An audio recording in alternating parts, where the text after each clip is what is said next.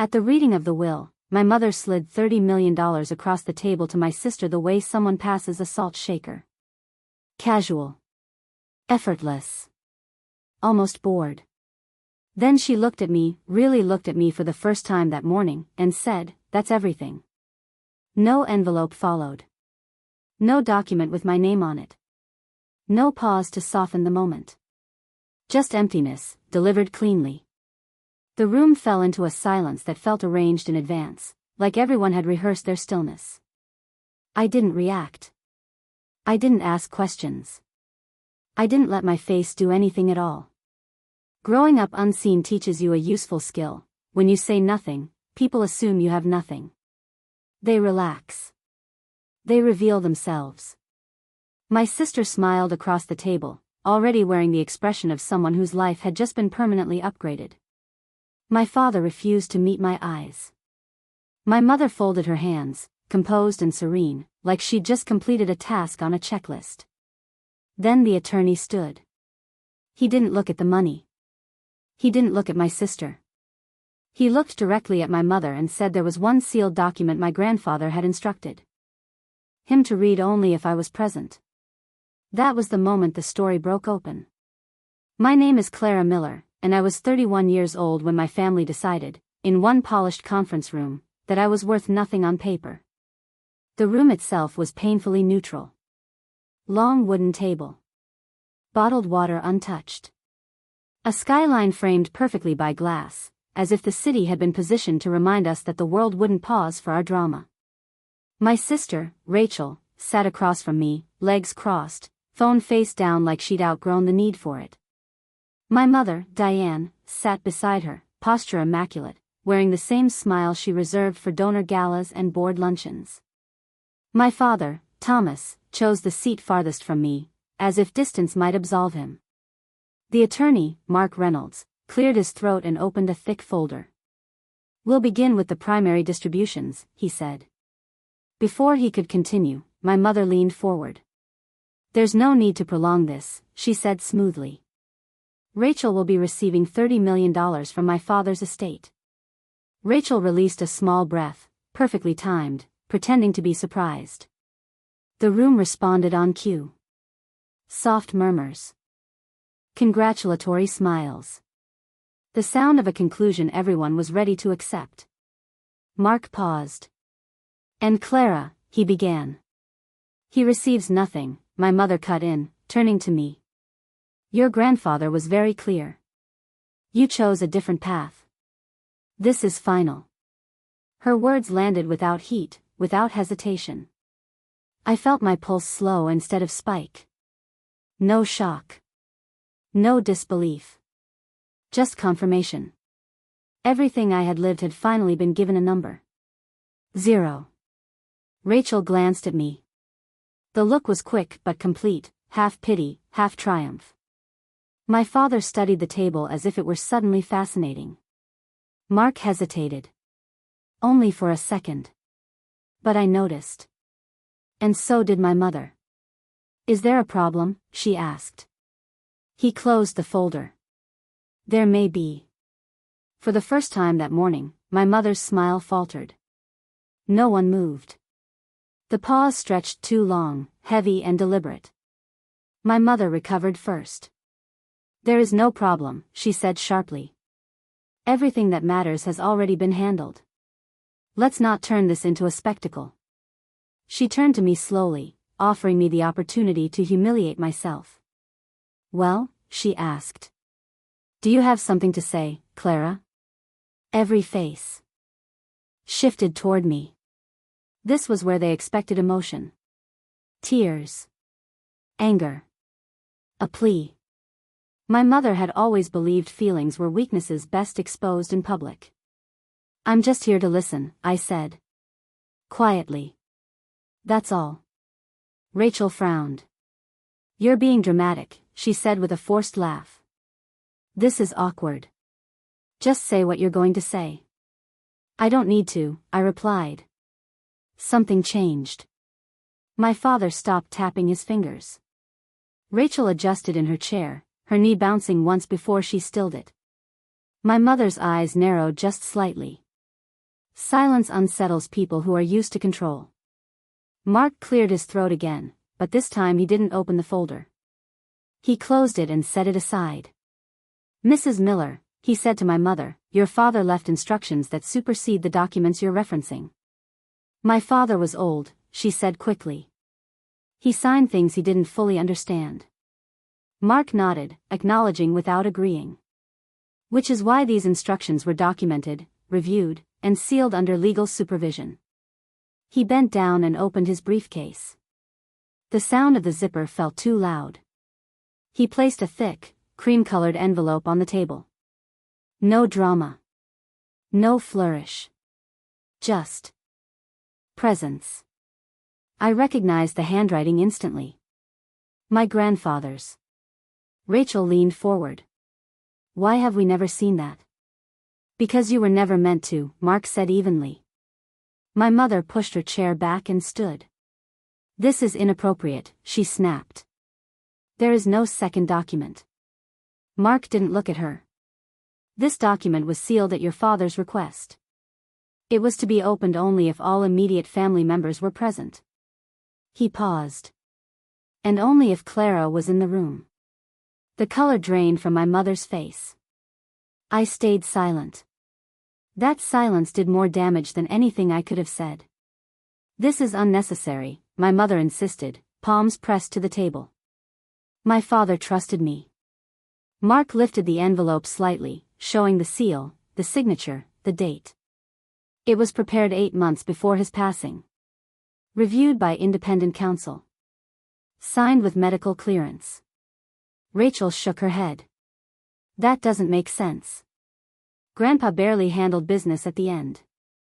I felt something settle in my chest. Not anger. Recognition. He handled business with me. Mark broke the seal.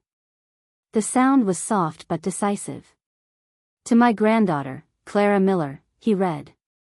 "I leave full controlling interest in North Shore Capital Group, including all subsidiaries, accounts, and assets held solely in my name." Rachel inhaled sharply. "What is that?" "A private investment firm your grandfather built over the last decade," Mark said. "Its valuation exceeds today's distribution." $30 million suddenly sounded small. My mother laughed once, sharp and hollow. "You expect us to believe she owns more than all of us?"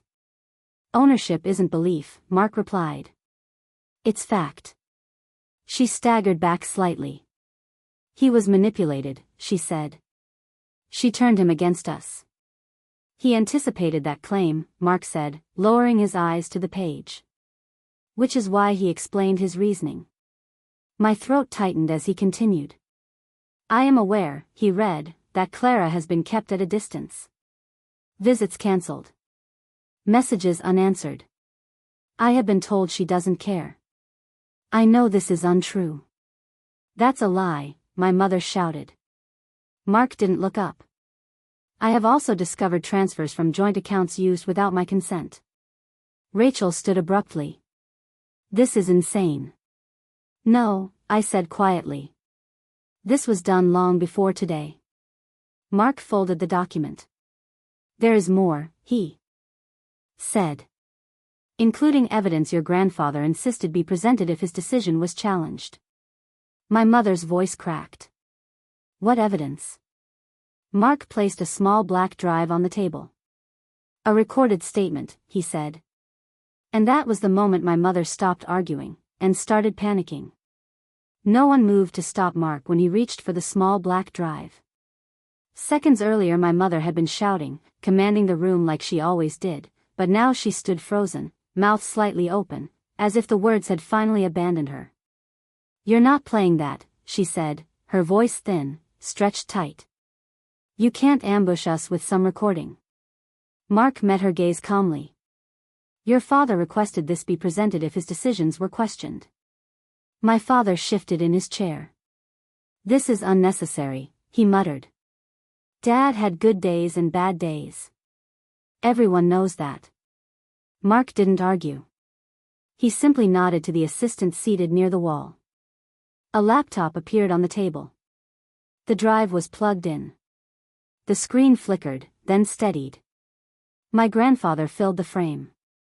He looked older than I remembered. Thinner. His shoulders slightly rounded. But his eyes were sharp and steady. The same eyes that used to watch me carefully when I spoke, as if he was listening for something beneath the words. He sat upright, hands folded, wearing a pressed shirt like he was heading into a meeting, not recording his final testimony. "My name is Robert Miller," he said evenly. "And I am recording this to explain why I changed my will." My mother's hand flew to her mouth. "I am not confused," he continued. "I am not being pressured. I know exactly what I am doing." My father let out a breath through his nose and shook his head. "This is unbelievable." On the screen, my grandfather leaned forward slightly. "I have watched money leave my accounts without my approval," he said. "When I asked about it, I was told I had already agreed. I had not." Rachel's face went pale. "I have also watched my relationship with Clara be managed for me," he went on. "Calls redirected. Messages unanswered. Visits cancelled under the excuse of protecting my health." My chest tightened as memories aligned themselves with sudden clarity. The texts that never got answered. The holidays I was told not to come. The quiet distance that never made sense until now. My mother slammed her hand on the table. "Turn this off," she shouted. He was upset. He didn't understand what he was saying. Mark didn't move. On the screen, my grandfather's voice hardened. "I understand more than they think," he said. "And I understand who listens." He paused, then his expression softened. "Clara listens," he said. "She asks questions. She builds instead of taking. She never once treated me like an inconvenience." I felt my eyes burn, but I didn't look away. "That is why North Shore Capital Group belongs to her," he continued. "Every share. Every account." The room was silent except for the faint hum of the laptop. My mother's composure finally shattered. "This isn't fair," she screamed. "After everything we did for him." My grandfather's face filled the screen one last time. "If you are watching this," he said, "it means you are trying to take what does not belong to you." The video ended. The screen went dark, but the silence stayed. It pressed down on the room, heavy and unavoidable. My mother was breathing fast now, shallow breaths that sounded like panic. My father stared at the blank laptop, tapping his fingers against the table in a rhythm that had lost its meaning. "This doesn't prove anything," he said finally, though his voice lacked conviction. "People say things when they're emotional." Mark closed the laptop gently, like he was offering my grandfather the respect of a proper goodbye. "The recording is dated, time-stamped, and accompanied by a medical evaluation confirming full capacity," he said. "And that isn't all." My mother snapped her head up. "Of course it isn't," she said bitterly. "This isn't about humiliation," Mark replied. "It's about documentation." He slid a thin stack of papers across the table. Bank statements. Transfer logs. Authorization records. "I petitioned the court for a forensic review of the joint accounts after your father raised concerns," Mark continued.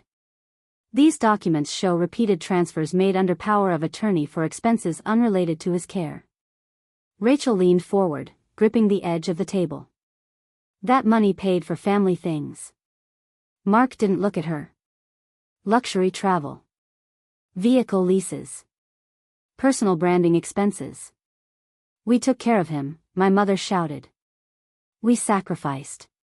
And the court will consider that," Mark said evenly.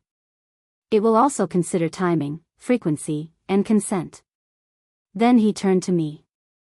"Clara," he said, "your grandfather anticipated a challenge. He authorized me to file the sealed document immediately if his intent was questioned."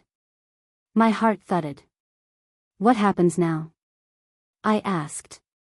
"The court will recognize your controlling interest in North Shore Capital Group," he said. "If the will is contested, these records become public." Rachel's grip tightened. "Public?" "Yes," Mark said. including the transfers, the recording, and the medical evaluations. My mother sank back into her chair. For the first time, she wasn't commanding the room. She was calculating. And I realized then that this had stopped being about love or betrayal. It was about evidence. And evidence doesn't care who raised you. It only cares about what can be proven. They didn't contest the will. Not officially. Not publicly. Mark filed the sealed document the following week, along with the recording, the medical clearance, and the preliminary financial review. Once everything left that conference room and entered the court system, the confidence my parents had carried for decades began to erode quietly. What followed wasn't dramatic. There were no shouting matches. No final confrontations. Just consequences. A forensic accountant was appointed to complete the audit my grandfather had requested before he died. Line by line, year by year, the story my parents had controlled was translated into numbers that didn't lie. Expenses justified as family needs. Transfers labeled as temporary. Authorizations claimed but never documented. The truth didn't explode. It accumulated. Rachel stopped posting online almost overnight. First the trips disappeared. Then the partnerships. Brands that once called her daily went quiet, then distant, then unreachable. Her carefully curated life didn't collapse all at once. It simply stopped being funded. My parents sold the house within 3 months. The one with the perfect lawn and staged holiday photos. The one my mother liked to call our legacy. They downsized quietly, far from the city where people had started asking questions. They didn't call me. Not to apologize. Not to explain. Not even to argue. And for the first time, their silence wasn't something done to me. It was something I chose to accept. I signed the final documents alone. No family witnesses. No dramatic goodbyes. Just Mark, a clerk, and the quiet weight of a pen resting between my fingers. As I signed my name, I expected to feel relief. Or triumph. Or maybe anger, delayed and finally arriving. What I felt instead was clarity. They have no legal claim to your assets, Mark said once the last page was filed. Not now. Not ever. I nodded, letting the words settle slowly. I wasn't walking away from my family. I was walking forward without them, and there was a difference. 2 months later, I moved west. Not to disappear. Not to reinvent myself from nothing. I moved because I wanted space where no one knew the version of me that had been edited by someone else. Seattle felt right. Far enough to breathe. Close enough to work. North Shore Capital Group already had a small office there. Nothing flashy. No marble lobby or oversized logos. Just a handful of people who had been quietly building something real long before my family ever knew the company existed. On my first day, no one congratulated me. No one mentioned inheritance. They handed me spreadsheets. Asked me to review contracts. Wanted to know if I understood the difference between expansion and overreach. They weren't impressed by my last name. They were interested in my attention span. I welcomed that. For the first time in my life, I wasn't being evaluated on how well I fit an image or upheld a narrative. I was being assessed on whether I listened, whether I followed through, whether I showed up prepared. And I did. We didn't chase headlines or flashy deals. We focused on stability. Helping mid-size logistics companies streamline operations. Supporting regional distributors who didn't have room for mistakes. Building systems that lasted instead of chasing wins that looked good on paper and fell apart later. Every decision echoed my grandfather's voice in my head. Build something useful. Build something that survives you. I set up a small scholarship fund in his name. Quietly. No announcements. No press releases. Just opportunities for students who reminded me a little too much of myself. Curious. Capable. Overlooked. The audit back home continued without me. I didn't need updates. The results arrived anyway, folded into conversations, leaked through mutual acquaintances, carried by the same social circles that once celebrated my parents without question. The findings were thorough, methodical, impossible to spin. What my parents had framed as management was reclassified as misuse. What they called family support was documented as unauthorized benefit. There were no criminal charges in the end. But reputations don't need convictions to collapse. They just need light. Rachel emailed me once during that first year. The message wasn't angry. It wasn't demanding. It was tired. She wrote about how quiet everything had become. About how attention dries up faster than money. About how she didn't know who she was when there was nothing left to perform for. I didn't reply immediately. When I did, I kept it simple. Kind, but firm. We weren't enemies. But we weren't close either. Not anymore. Not yet. Maybe not ever. My parents faded into distance and rumor. A different state. A smaller life. No more leverage. No more audience. And strangely, that was enough. Because the life I was building no longer required their permission to exist. For a long time, I believed the hardest part of my life was being ignored. Being the daughter who didn't fit the picture. The one who didn't perform well in public or reflect the image my parents wanted to present. I thought if I stayed quieter, worked harder, proved myself more clearly, they would eventually see me. I was wrong. Some people don't overlook you because you lack value. They overlook you because acknowledging your value would threaten the story they've built about themselves. What my grandfather gave me wasn't just a company or financial security. He gave me perspective. He showed me that silence isn't weakness when it's paired with preparation. That patience can be power when you know exactly what you're waiting for. I learned that family isn't defined by who controls the table when decisions are made. It's defined by who protects your future when you're not in the room. And I learned something harder than all of it. You don't have to stay in spaces where your worth is constantly debated. You're allowed to leave. You're allowed to build something new with people who don't need convincing that you matter. There's a strange quiet that comes after everything settles. Not the silence of shock or grief, but the kind that follows when the noise finally stops chasing you. That was what my life felt like once the legal dust cleared and the days stopped being about reactions. Mornings became predictable in the best way. Coffee before sunrise. Emails before meetings. Long walks through neighborhoods that didn't know my history and didn't care to ask. For the first time, my routine belonged entirely to me. Running North Shore wasn't glamorous. It was deliberate. There were days that felt heavy, filled with decisions that carried consequences I couldn't delegate. Payroll. Risk assessments. Long-term contracts that required patience instead of impulse. But every responsibility felt earned, not handed down with conditions attached. The team adjusted quickly. Not because they had to, but because consistency builds trust faster than authority ever could. I showed up prepared. I listened more than I spoke. When I didn't know something, I admitted it and learned fast. Respect followed naturally. Every now and then, someone would ask about my family. I kept my answers neutral. Not guarded, just complete enough to close the door. The past didn't need defending anymore. It simply existed. Back east, the social ripples continued. Invitations stopped arriving from my parents. Committees rotated them out quietly. Old friends became busy. The kind of busy that lasts forever. They weren't exiled. They were simply no longer essential. Rachel struggled more than she admitted. Without the structure of admiration and easy validation, she floundered. She tried consulting.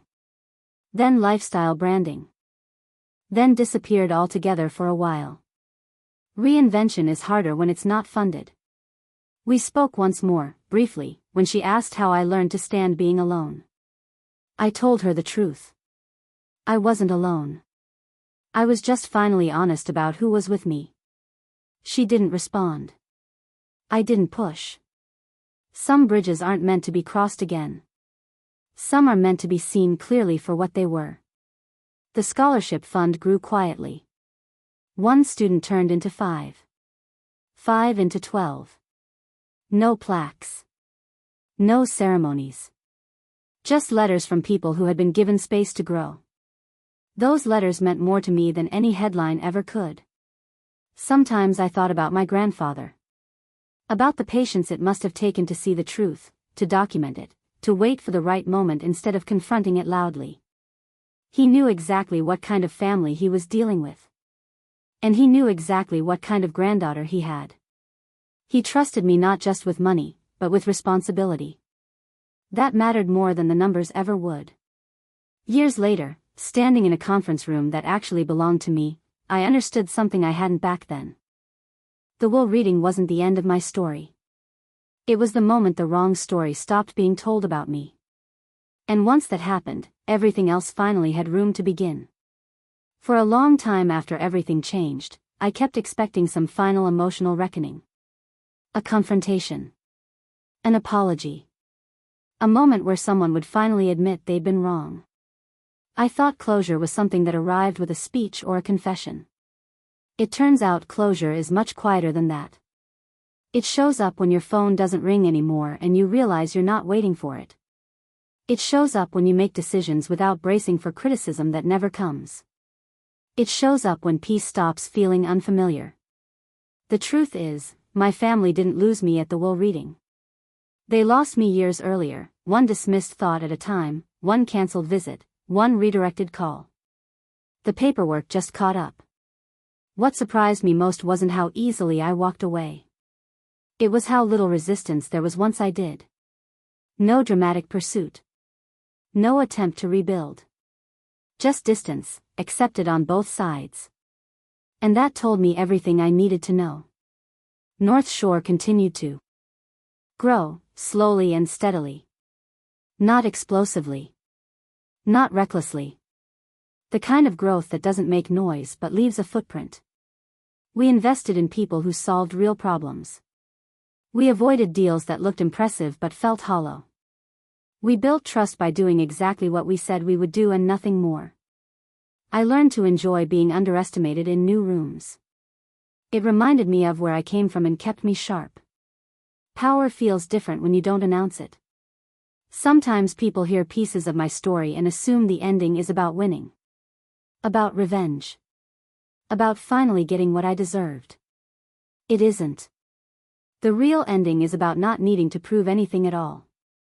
I don't wake up thinking about the money. I think about momentum. About responsibility.